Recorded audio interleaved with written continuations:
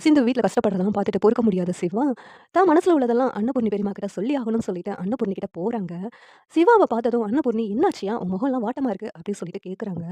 "பெரியம்மா, அன்னைக்கு சிந்து பொய் சொல்றான்னு நான் உங்ககிட்ட சொன்னேன். ஆனா, என் பேச்ச நீங்க கேட்கவே இல்ல.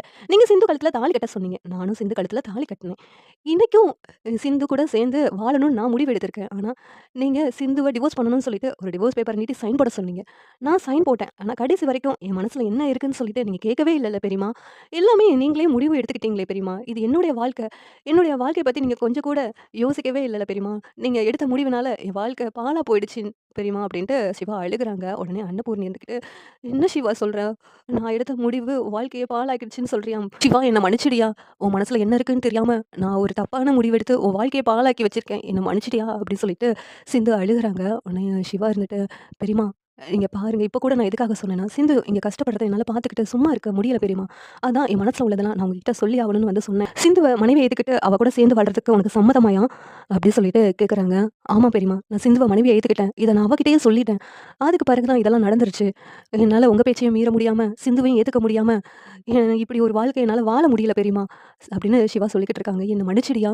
சிந்து, சிந்து" அப்படின்னு சொல்லிட்டு இப்ப கூப்பிடுறாங்க. உடனே சிந்துவும் அன்னபூர்ணி "அத்த நம்மள கூப்பிடுறாங்க. என்ன அத்த சொல்லுங்க அத்த" அப்படின்ட்டு சிந்து வேகமா ஓடி வர்றாங்க. "இங்க பாரு சிந்து, இதுக்கு முன்னாடி நீ போய் சொல்லியிருந்திருக்கலாம். ஆனா, சிவாவே உன்ன மனைவியா ஏத்துக்கிட்ட பிறகு, நான் இதுல என்ன தட சொல்ல முடியும்?